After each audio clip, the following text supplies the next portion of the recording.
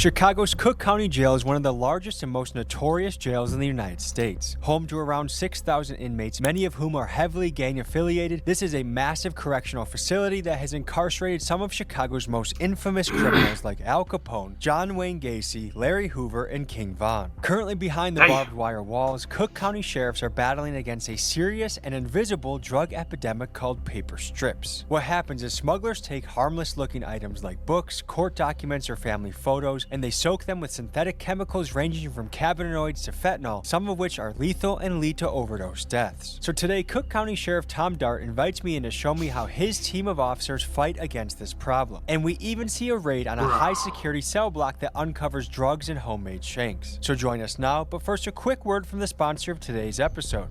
I'm going to pilot. First, thank you, Free Cash.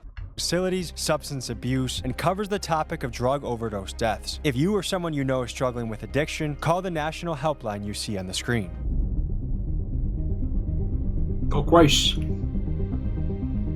This is Tommy G, Tom Grishesky. Hey, Tommy G, I already got the heads up about you. You're good. Thank you so much. He got that badge, bro. Tommy G's like that, bro. He got that badge. All right, folks, we are at Chicago's notorious Cook County Jail, and we're going to be looking into their drug epidemic with the strips, the paper strips. And this is an extremely notorious Chicago jail. I mean, just where we are right now, this neighborhood is hotly contested Little Village territory where we have the Two Sixers, the Latin Canes, Satan Disciples, Maniac Disciples, and all sorts of gangs just all over the place right here. When they lock them up here, the guards have to figure out a way to keep it safe, which is a logistical challenge. This is a place I'm very excited to learn about. We'll bring you in just a moment. Set him up. All right, back in the patio. The fuck I do, bro? He just flicked me off, bro.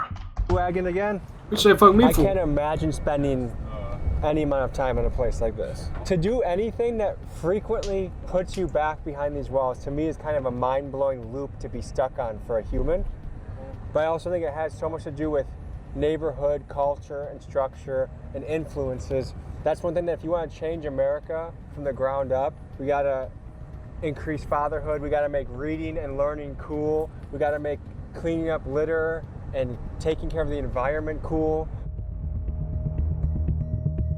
Oh shit, you getting that escort. Who are we with right now?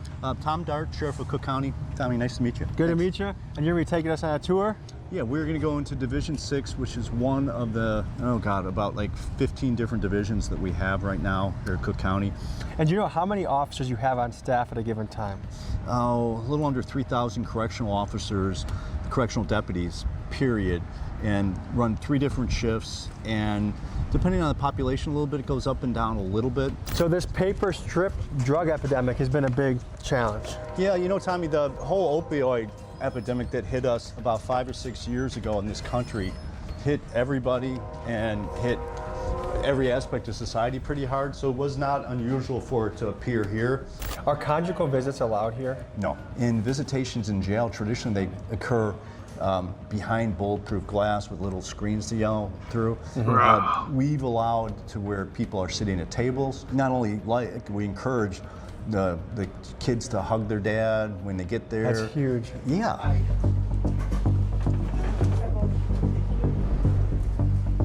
Hello. Fetal lights. Oh shit. Right to your right, sir. So we're going to the basement of Cook County, and apparently it's like a tunnel system under here. It's easy to get lost. This is a behemoth of a building. I mean, to Hi there, how you house doing? 6,000 inmates at a time and up to 9,000, just the infrastructure that needs to happen is considerable. You have to remember, a lot of jails are kind of like paramilitary organizations. They have a hierarchy in the guards, and there's a certain way you can walk and talk, and it's almost like boot camp for criminals, bad guys. So which unit are we in right now? We're in Division 6 down in the basement, and we're heading to the mail room. And this is known as kind of medium security area? Yeah. Hey, bud. Good seeing you. So this is seized paper strips. Mm-hmm. Yes. Yeah, that was one of the major problems, was 2 things. One, a lot of the stuff we were getting wasn't traditional narcotics. And so a lot of testing didn't show much, because originally when this first hit us, They were using stuff like rat poison. They were using... People were smoking rat poison? Oh yeah.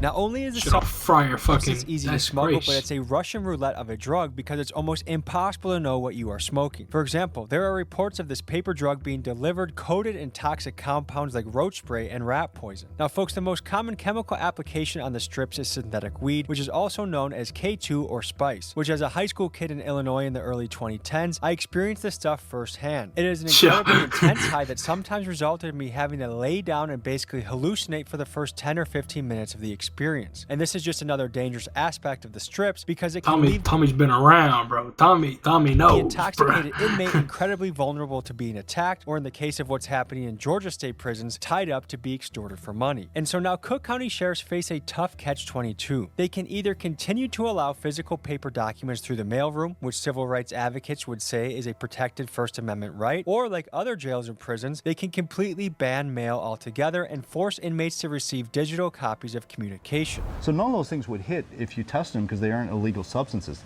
We test enough of it just to know what it is people are trying to sneak in these days. And it's now like different variations of cannabinoids that they're doing that keeps changing. We put so much time and energy into this thing, buying machines, not just dog sniffing, because none of the traditional stuff worked. We added all this stuff, but then we opened up all sorts of criminal investigations of people bringing it in. This month, a corrections officer was accused of agreeing to smuggle in drug-soaked papers in exchange for $2,000. Outsiders, Caught a insiders 4K. bringing it in, the whole 9 yards. And in doing it, one of the times we did it, we did a search warrant, got in the house and found all these things that this guy was using to make these compounds. And with it, he had like his formula that he was doing. Yeah, And this he is some mad scientist absolutely kind of job. And he was sending it out to other people too. He'd take money for it. A sheet this size would go for at least $1,500. While filming another story I'm working on covering the programs offered to inmates within Cook County Jail, I got to speak with some of the inmates about the strip epidemic, and here's what they had to say about it. Strips a drug people do on the streets, or is that like a jail and prison only drug? I think it's like a jail and prison only drugs. No one's doing that in the streets, right? No, nobody doing it in the streets. Because it's like, and here you really can't get what you get in the streets, so. And what do you think motivates people to do strips? I think some people, when they start doing strips and everything, I think some people just be bored because jail just is like a repeated thing. And that's why programs like this are so important, because it takes some of the boredom out of jail? Yes, sir. What do you think motivates the guys doing the strips to do them? Some people don't see the light. Some people feel like they never coming home. Some people have drug addictions prior to coming here, so it's a substitute. Te puede matar en algún momento, te pone como estuvieras borracho. Como un zombie? Sí, te pone como un zombie. Now we're about to be on our way to an active raid happening where we go through a cell block and see if there's contraband in the unit.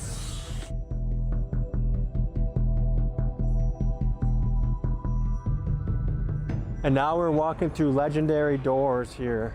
Anyone that is in the streets in Chicago knows about Cook County Jail. And famous rappers have been behind bars here. King Von, Little Durk. Damn. Shit is famous, bro. Famous ass person. So we're walking into, I think it's a briefing meeting for the guards before they do the search. All right, we're going to Delta Jack, right? You guys already know with our pre-briefing, half in the front, half in the back. God damn, holy Jack, beard, right? bro. You guys already know with our pre-briefing. Look at that beard, bro. Fuck. Half in the front, half in the back. Everybody a hits fucking the grip. floor. No deviation from that. Everybody hits the floor, everybody gets cuffed. When they hit the floor, make sure that you're observing, right? Make sure nobody's fiddling with anything in their waistband, trying to ditch any contraband, weapons, whatever. Cuff them. Once everybody's cuffed, a couple of you guys break off upstairs. We'll make sure the bathrooms upstairs are clear. Everybody gets assisted to their feet, escorted to the wall. Everybody gets a good pat down. They're going indoor rec. Be safe. You guys know who your partners are. Where your partner goes, you go, okay? Nobody's alone. But we gather information through various avenues to determine who has the contraband. Which person, maybe it's not on person, maybe it's under a sink, maybe it's somewhere under a water closet, somewhere they have easy access to. But through various ways of information, that's how we get it and we narrow it down. All the information together, like, okay, I heard it from here, we got it from here, we got it from here, it's all linking up, then we go hit it. All right, here we go. You always feel the excitement in the air before a raid. These officers are getting ready to launch a full-scale blitz on a maximum security unit. In order to overwhelm and quickly subdue every single inmate, they are going to sweep the pod from 2 different entry points with the goal of no inmate being able to have the time to hide contraband or flush drugs down the toilet. Let's see how this goes down. You think the inmates know you guys are coming? It's 50-50. We usually don't hit it this late, so it might be a good chance that they don't think we're coming. Okay. Here you go.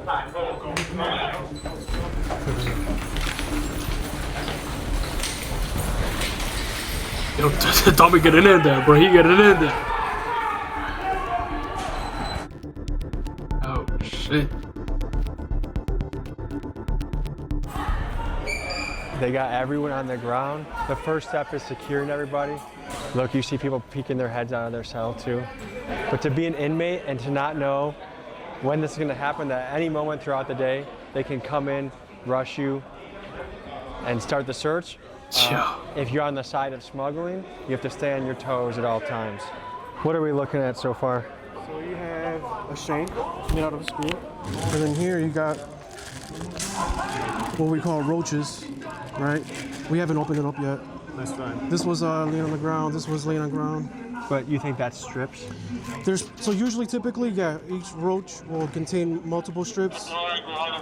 What's this? This Yo, these motherfuckers are so damn bad. They smoking cockroaches, bro. basically what it is. Yeah. The cellophane. Oh, It's fuck no. rolled, right? And they roll it until it gets really hard. And what they'll do is they'll stick it like in a sock. They'll tie it into it, and they'll use that as a weapon. Here is it's a magic shave cream, but it's filled with feces. Really? Yeah. So it's a weapon, a biological weapon? Oh my gosh. Yo, that'd be funny as shit, bro. Sneak attack. Pretty much, yeah. Fucking shoot a turd at their eyes, bro. What I like to think is I feel like we've been doing pretty well recovering weapons, right? So this is like their last resort. Okay, so Thank God it's our last resort, bro. Thank God. one by one, every single inmate is being searched. And a search is an unpleasant experience. I mean, some of these guys are getting their shoes taken off, socks taken off. They're getting felt around their groin area, the most common smuggling areas. Another shank. Yeah. This is a wick. That's out of toilet paper? I believe this is toilet paper. Yes, toilet paper. So what they do is they'll light one end of it. This is what they use to start, light up fires. Or the roaches that you saw earlier, these, that's how they light them up. One thing to highlight, look, so this is made out of a hailer, a medically necessary piece of equipment, but if abused can be turned into something that can stab somebody. And this is the fine line that a jail has to operate, is human freedoms, healthcare, danger. Another thing to note here is I was curious how the segregation might work, but I do see Latinos, blacks, mixed. Some jails racially segregate, some do it by gang, some do it by age, some do it by level of danger to society. But how you sort people is a recipe that can either make safety or danger depending on how you do it. A logistical question that every jail has to think about. So anyone that is wearing a green jumpsuit, it's apparently because they've either indecently exposed themselves or got caught masturbating. We tell everyone not to search the day room, especially when there's none of these guys present. These individuals, if there's stuff hidden in the toilets, under the toilets, the main thing with that is this is priority. Clearing the tier, making sure all of them are gone. If there's a weapon or some drugs in that toilet, it's not going anywhere. Does each guy have a bathroom in their cell too? Yes. Yes. But this is the community room if they're out and about. Are they allowed to have any sort of towel? No. Another shank. Another shank? Bro. I knew I saw something. Looks like to be another screw. Make sure it's just clear. This is the only division that has these where you can kind of control. Your skin's got to touch it, but see, that's a problem too. If it's not lighting with the skin, that means that it's tampered with. And what are the implications of this being tampered with? They could loosen these screws, which allows this to come up, exposing the wires, attempt to light fires, or just conceal contraband in there. I mean, these guys have all day, every day to figure out how to hide this stuff. So we just start from the back and just work our way this way. But every nook, every cranny has to be searched. Excess food. So I usually start with the windows, just because it's all the way on the end. They can hide stuff in there. So when we're doing this, the main thing we want to do is we don't want to mess up their stuff. We don't want to be bogus. But for us, we go picture by picture, paper by paper.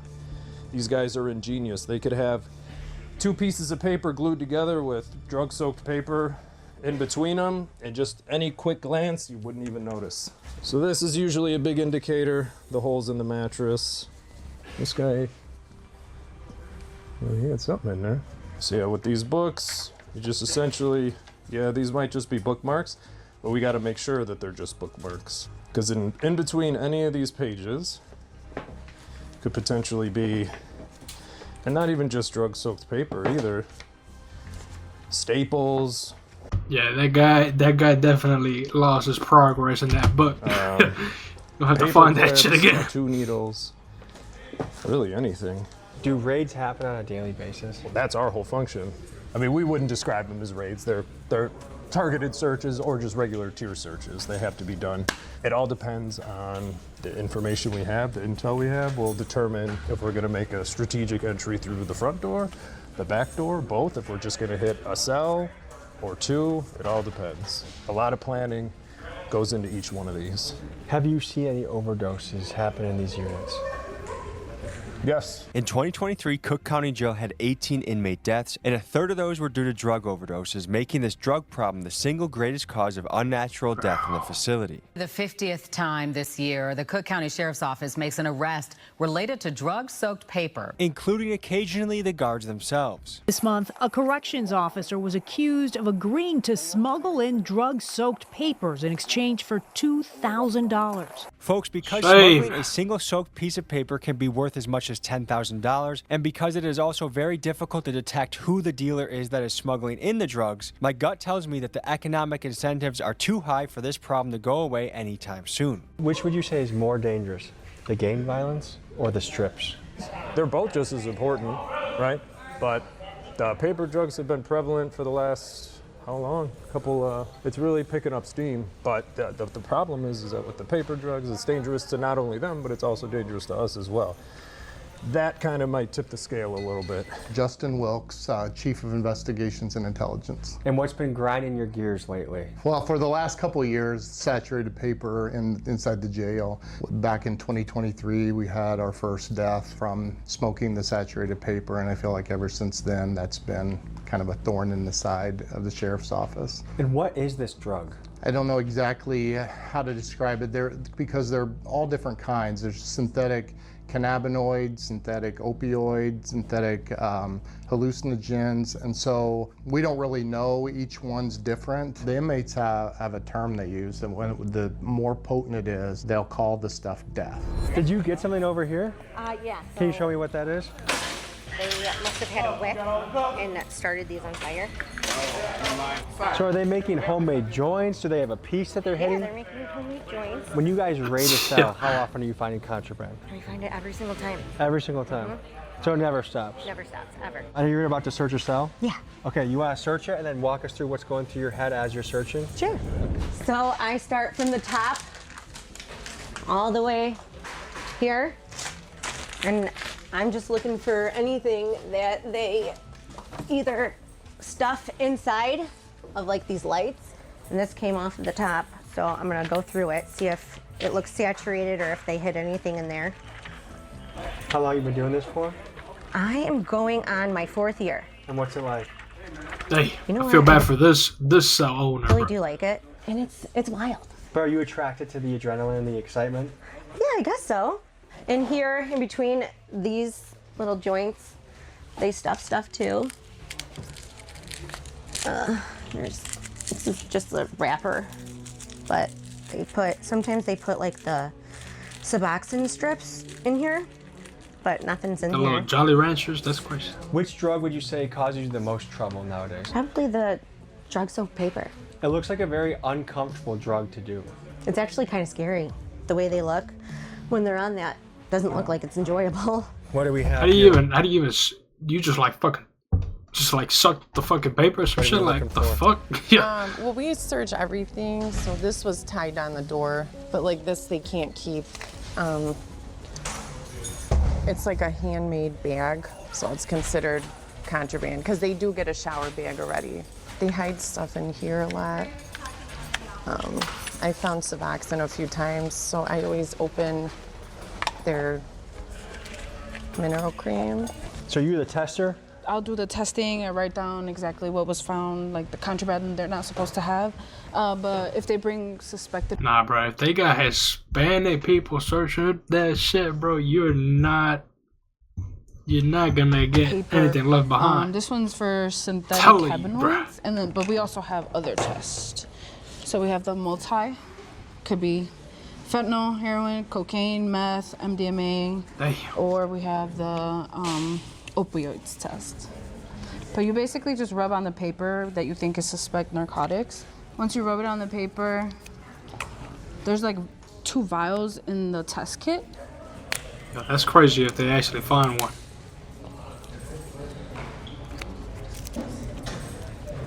So this one, like, didn't show anything. So it's not, if it's actually something, it's gonna look like this one here. Oh, they actually... No, this is nothing. Wow. Like you can see the different discoloration, and it shows brown, would be the cannabinoid. So this is hooch. This is jail-made alcohol. The start of it. You can see there's a little bit of the juice, but they put a lot of different things. Like one time I found they got some homemade Hennessy. one That's with corn crazy. in it. Yeah. Whatever starts it from like the yeast or whatever, that's what they wanted to make that alcohol. And can you describe the scent? It's crazy because it actually smells like alcohol, but it also smells really bad.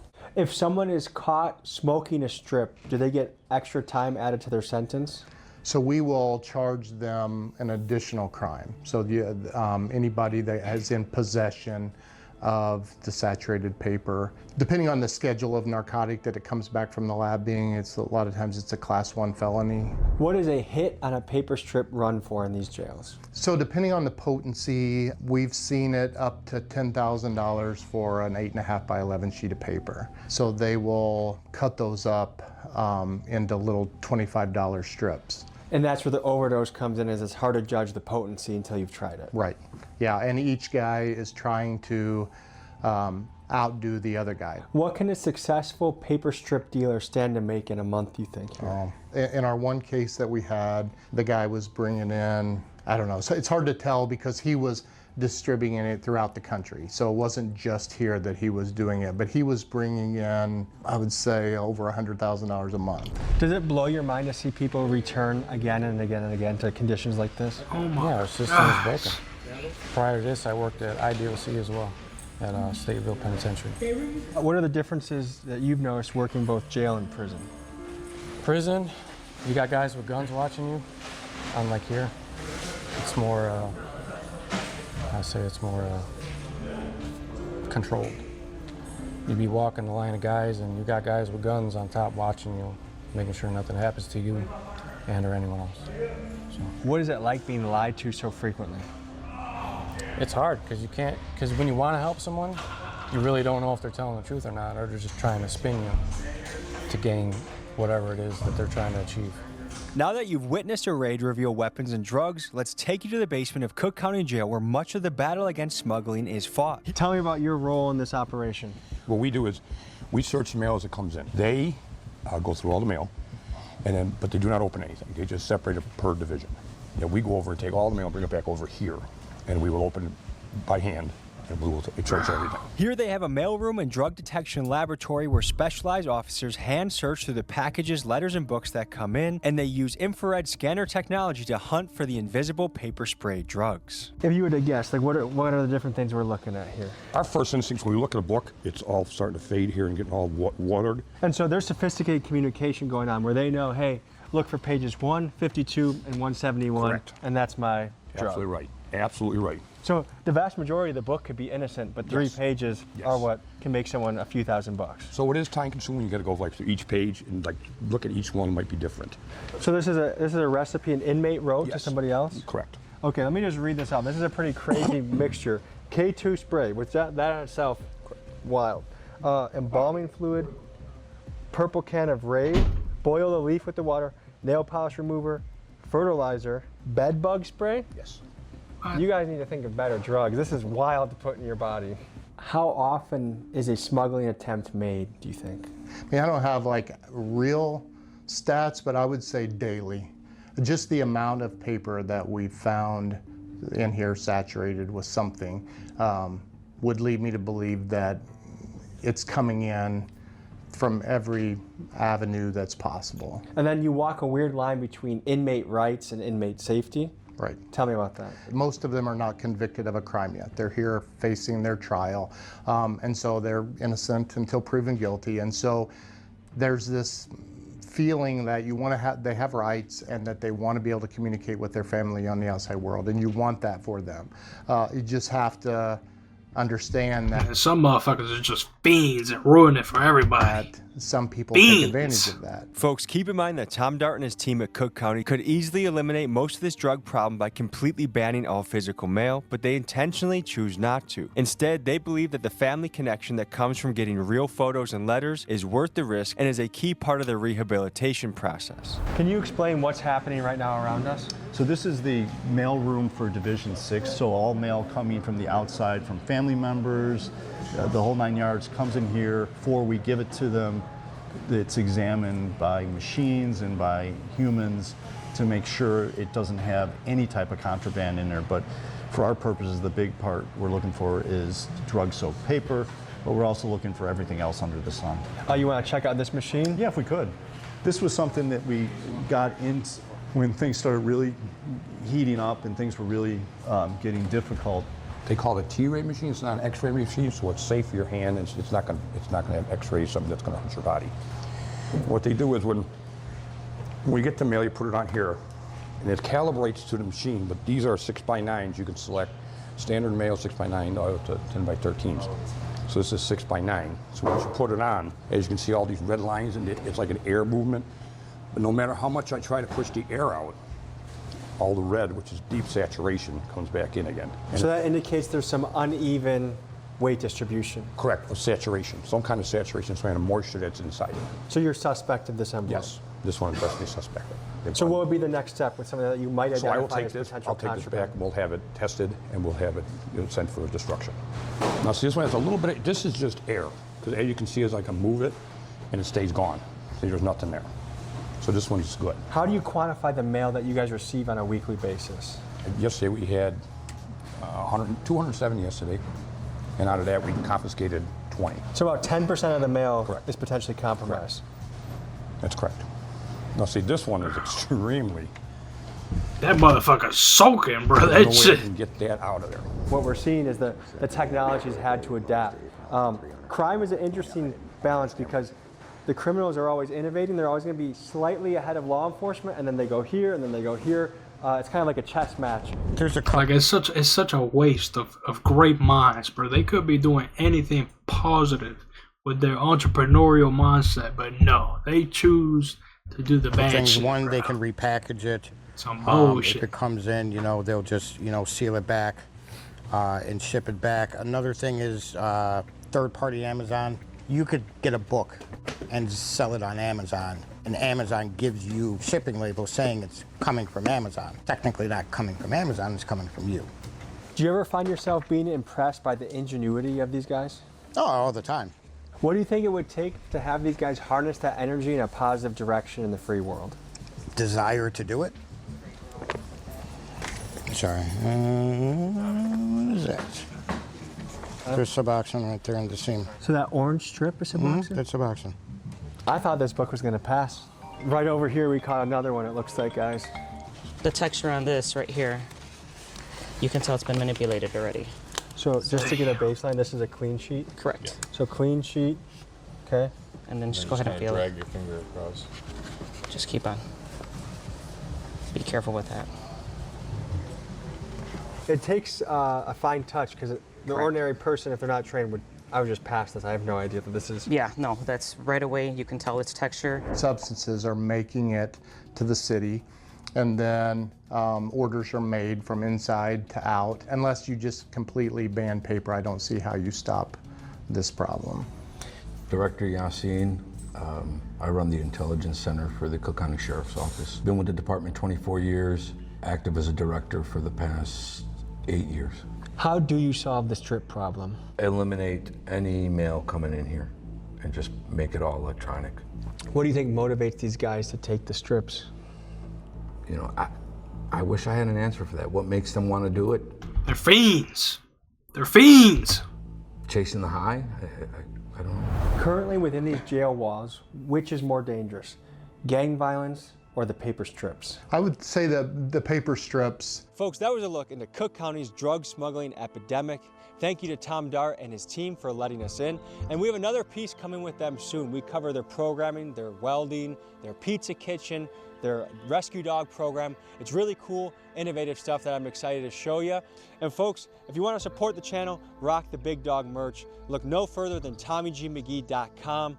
Get a sweatshirt. The man, the shirt. myth, the legend. Hat should be on there soon as well. Get what you like. Check it out. I appreciate the support, and I'll see you next week. Like and subscribe.